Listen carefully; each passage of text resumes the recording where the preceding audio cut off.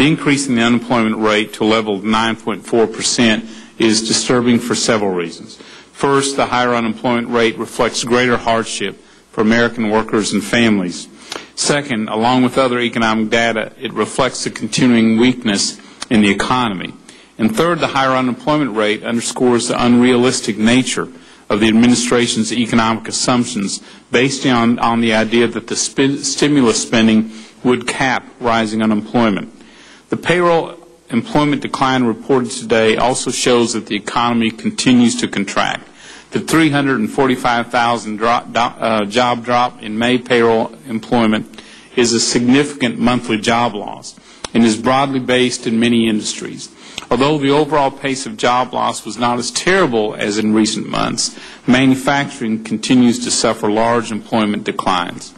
There's some tentative evidence suggesting the economy may bottom out in coming months.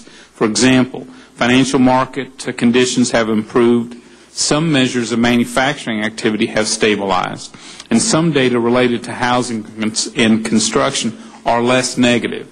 However, measures to prevent foreclosures are not working well, and redefault rates are very high, with more loan losses to come. Business investment has collapsed, and the commercial real estate continues to be under stress. Consumer spending is weak, and exports are falling as many of our major trading partners are also experiencing recession. I continue to be concerned about the administration's unrealistic economic assumptions, which were the basis for the President's budget proposal.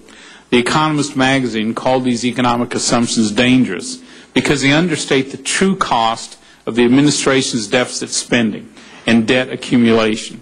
Unfortunately, according to the Congressional Budget Office, administration policies will triple the national debt to a level of $17.3 trillion by 2019. This avalanche of government deficits and debt is one reason long-term interest rates, including mortgage rates, are on the rise.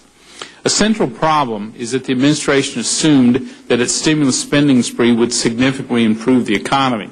As this poster shows, as we compare the projections by the White House versus the real economy, just in January, two top administration economists projected that the unemployment rate would not exceed 8% this year or next if the stimulus was enacted. The administration followed up by forecasting an average unemployment rate of 8.1% of all of 2009. However, as this poster shows, the current level of the unemployment rate, well above 9%, is enough to show that the administration's assumption about the positive impact of the stimulus was wrong. If the administration's forecast were internally consistent, this would also indicate that the economy will be lower, the GDP will be lower than projected. An economic upturn should occur by next year, if only due to the huge amounts of money and credit injected into the economy by the Federal Reserve. However, the economic recovery probably will be quite weak and not consistent with the White House's rosy scenario for 2010. So what will be the sources of economic growth next year? With many households forced to pay down debt, a surge in consumption isn't likely. Excessive levels of government spending and debt is already rattling financial markets. So much more government stimulus spending is not a feasible option. U.S. exports may be constrained by weakness in other countries and by retaliation against our own trade policies. That leaves investment as a main source of growth. But how many will undertake long-term investments when facing a tidal wave of new taxes, entitlement spending, and inflation? Future economic growth will rely heavily on investment, but more taxes, government borrowing, regulation, and inflation all will hit investors very hard.